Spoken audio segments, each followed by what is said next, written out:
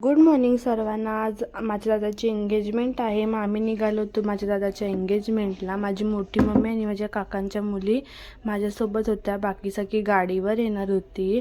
आम्ही फटाफट जायला निघालो। ऊन खूप जास्त लागत होता, बट आम्ही चालतच जात होतो। मम्मी पप्पा गाडीवर येणार होते। नंतर आम्ही ऑटो पकडला आणि डायरेक्ट MIDCला पोचलो।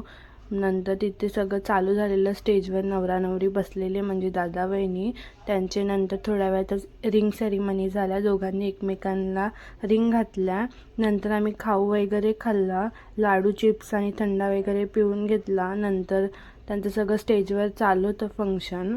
नंतर आम्ही जेवायला गेलो थोड्या वेळातच। डाल भात होता आणि पुरी भाजी आणि पनीरची भाजी आणि लोणचं, पापड आणि सलाद होता।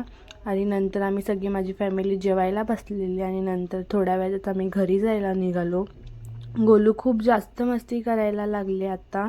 नंतर ती रस्त्याच्या मधून चालत नाचत होती।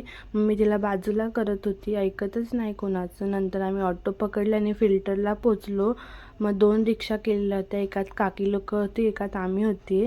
मग आम्ही फिल्टरला आईस्क्रीम वगैरे घेतले आणि चालत घरी यायला निघालो। घरी आलो तर ग्राउंड सगळं रिकामीच झालेलं, कारण मॅचवाल्यांना ट्रॉफी देत होती सगळी लोक।